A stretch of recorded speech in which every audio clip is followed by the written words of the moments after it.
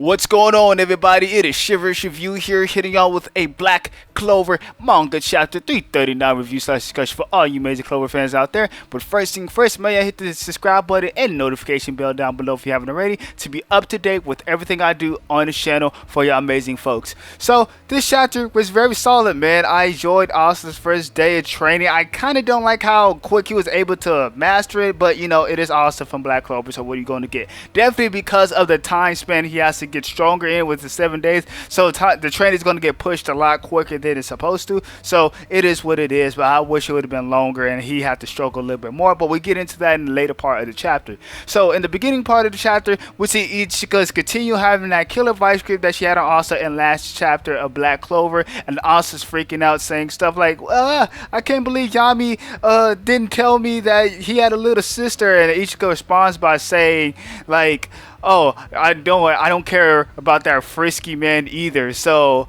this confirms that she has no feelings towards her big brother. She does not care about him at all. She's okay that he's far away and everything. But what I'm wondering is, how did their relationship get this way? Is it because Yami might have promised her that he'll return one day back to her when he went on his trip, or before he got lost in the Clover Kingdom, and he promised he was going to get back and never did? So she had to go probably live with Ryuju, have to live a rough childhood maybe, and maybe that's why she disliked him. I don't know. Maybe I read into it, so time would tell. We're going to have to wait until the later chapters of Black Clover happens in this arc and explain the relationship between Ichicka and and Yami.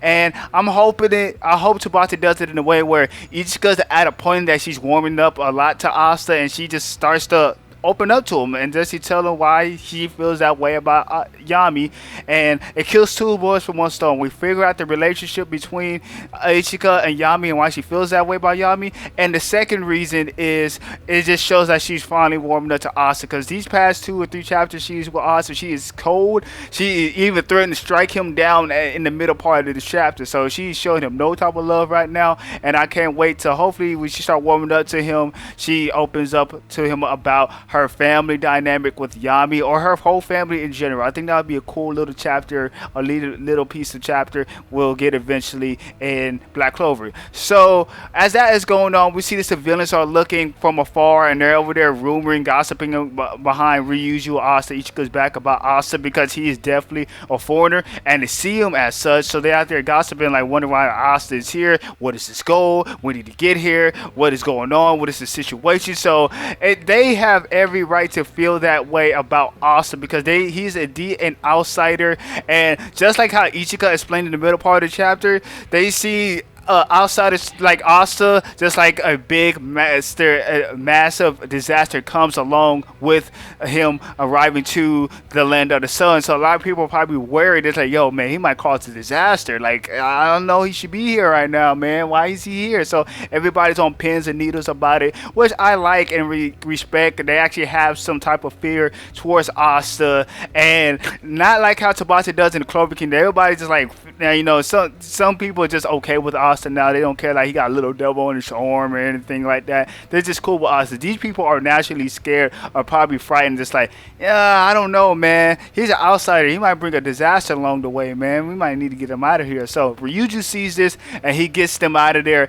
ASAP, and this is when we get to see the new character named Maruka Fumoto, and he's a genius healer with his Jujutsu and everything. So we see Ryuju take Asta to this place, and basically this is where Libre was being healed at, because remember, Asta and Libre was separated because Asta was the second one to wake up. Libre was the first one, so I'm guessing that Ryuji told Muraku to basically go heal up Libre while Asta is still resting. So now Asta's up, he finally sees Libre, and you see all these cool looking waterfish around this place. Cool background art by Tabata, cool waterfish art by Tabata, and I love the new character design of Mukuro Futomo. He looked just like Tabata, man. I've seen a lot of people on Twitter saying that, and I kind of agree with that sentiment. He kind of looked like Tabata without the glasses. If Tabata want to self-insert himself in the series, I ain't mad at it. Hey man, he looks pretty cool. That's all I'm gonna say. He looks pretty cool, and it's fine by me. So he basically Ryuji basically introduced Asta to Mukura, and Mukura is basically saying that, like, this is the first time ever I had to do some treatment with to a creature like this, referring to Libe, and Libe is like, he's okay now, he got like a long scar across his chest like how Asta is, so they're kind of like scar buddies basically.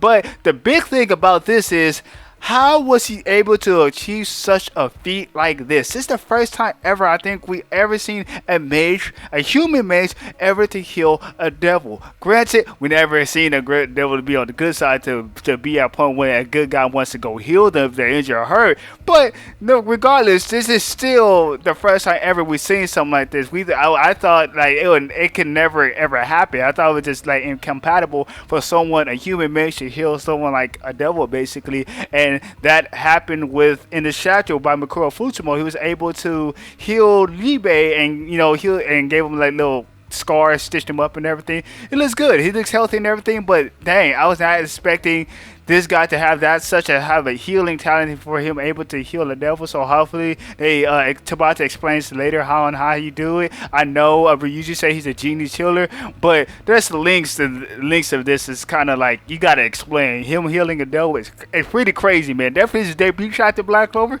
That is pretty crazy. So hopefully they explain that later on.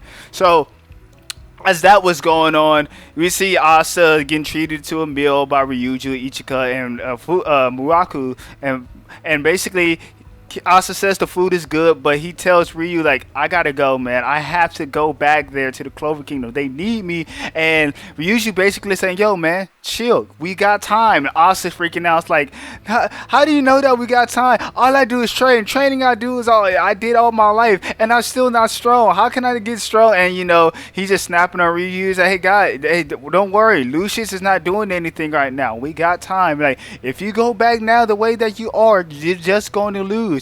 So Asa continues to freak out because he knows Sister Lily. He still wants to save Sister Lily, and he wants to make sure everybody's okay. Because since he's over there, in his mind, he believes that the more time he's over there, the more people could be hurt right now by Lucius while he's in the Clover Kingdom and everything like that. So Asa's in a race against time, as he should be, but he needs to get this power up like Ryuji told him in the last chapter of Black Clover. So after that, you see Ichika basically slap some sense into him. Then she actually threatens him, like, like, if you ever, it's a look, you're only alive because of Ryuji-sama and Miroku Dono. This is the only reason why you're alive. And like, how dare you disregard their kindness? And like, basically she's just saying, if you want to go back now, that's fine. But you're not gonna like disregard the kindness my shogun, my great shogun has given you. And you just gonna like disobey and just pass off what he just said. I'll strike you down myself, because basically Asa's gonna lose anyway in Ichika's mind. It's just like, oh, you can just go over there and lose right now, but I can actually just cut you down. If you're really so desperate to go, I can just cut you down right now, and you just you're just lose this way as well. So either way, it's fine with her basically, because she just keeps saying she doesn't care about Asta and whatnot. But what's just the crazy thing is, why is if Ryuji have all this information in his head right now, why is he not telling Ichigo how dangerous Lucius is? Because he should be telling everybody how dangerous Lucius is, because he should be telling Ichigo like, yo, Ichigo, calm down. Asa has his reasons why he's like this, because Lucius, that guy is scary, man. He's trying to do something, trying to take over the world and everything. And yeah, I can see why Asa is like, angsty right now and everything, but we usually never say anything like that. He just let Ichika just go off on Asa like this. Like, I wonder how much does he know about Lucius' plot. He keeps saying Lucius not gonna strike anytime soon. We got all the time. We got time to train and everything, so don't need to rush into things. But why are you not telling? If he does, I give him the benefit of the doubt. If he does know about Lucius and everything, he needs to tell these guys about what's going on. That's like my big gripe with the whole Spade Kingdom arc with Lucifario and everything. It's just like, yo, we got this in-world threat, but not all the nations was involved to try to stop this world-ending threat in Lucifario. Granted, he wasn't the final villain, but granted, he was an in-world living threat, and everybody else from the world was shut off from this fight that literally just ended the world right then and there. So I just thought it was weird in that instance, and I think it's weird in this instance now. And I say again, if Ryuju have this information about what Lucius is trying to do.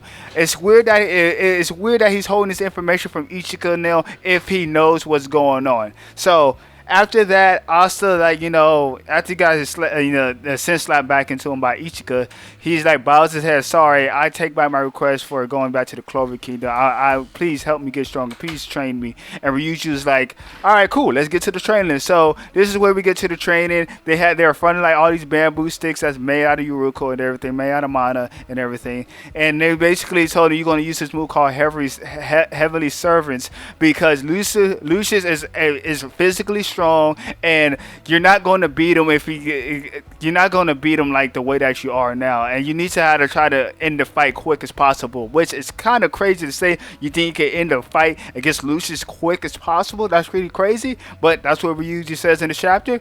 And he's telling Asta how to do it with the key. You gotta manipulate the key in your body, focusing on your key in your body, and like no chop motion like we saw in the spoilers and everything. Asta does that. He fails the first time, but he passes the second time. I believe it's the second time because it was anti-magic, or he passed the first time because he had anti-magic, and it's just like a delay effect, and it cut through something. But either way, he passed the first lesson, and he's like, "Hey, yo, now you always." I love this line though, where you just says you always had the foundation, but basically he's just saying you didn't know what you was doing, but now you have the foundation, and now you know what to do with it, and now you got all the tools that you need to become stronger. Way stronger than you are now. And Asa's like, so joyful at the moment because now he's like, thank you. I know I can actually become more strong now. I'm just like, this is weird to me because Asa see people like Yami always surpass his limits, and Yami's usually always at his peak before he surpasses his limits and everything. So someone like Yami could keep getting stronger at his age. Asa should already know he could keep getting stronger. So it was just a whole weird dynamic with the wording and everything like that.